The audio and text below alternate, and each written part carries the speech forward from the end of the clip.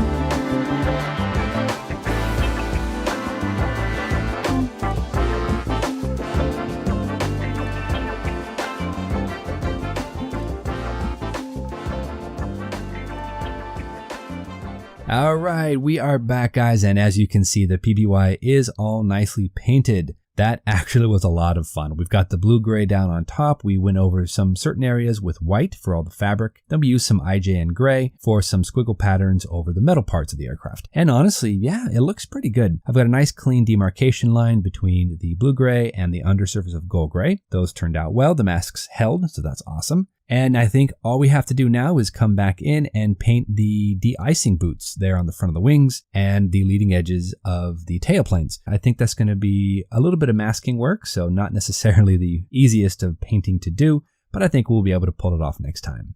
One of the hardest areas here were actually the pontoons. We needed to go ahead and mask off only half of the pontoon to be that blue-gray. The other half was actually the Gull Gray. So that took a little bit of careful masking, and I did end up doing a little bit of overspray, so that's okay. As you can see, though, the rest of the aircraft came out all right. Some areas do have a little bit more color modulation, which is nice. I don't know if it shows up here on camera, but I'm digging it. I think it looks the part, and I'm pretty pleased. Now, for the undersurface of the aircraft, I do have to go over a couple of sections with a little bit more of that Mission Models Gull Gray. Some the areas need a little bit of touch up, but other than that, I think the paint is working well. I like the color combo of the blue-gray with the Gull Gray. Next time, of course, we have to come back, and I want to go ahead and do some detail painting, like these little antennas in the back here, of course, the exhausts, prop, the hubs, all that good stuff, engines, those all have to be painted, and that is it, guys. Then we're ready to go ahead and gloss coat, decal, and then we have to work on the base and figure out how that's all going to go together. But that is it, guys. I'm really happy in how this has turned out so far. A little bit of a shorter episode today, nothing too crazy, but it did take a little bit of time to get everything painted up, and I'm happy with it. Let's go ahead and call it quits for today. So until our next episode, everybody, you know the drill. Go out there, get yourself some bench time, have some fun, build something cool, and we'll see you back here on episode number 9 for the Pearl Harbor group build and our PBY Catalina. Thanks so much, everybody.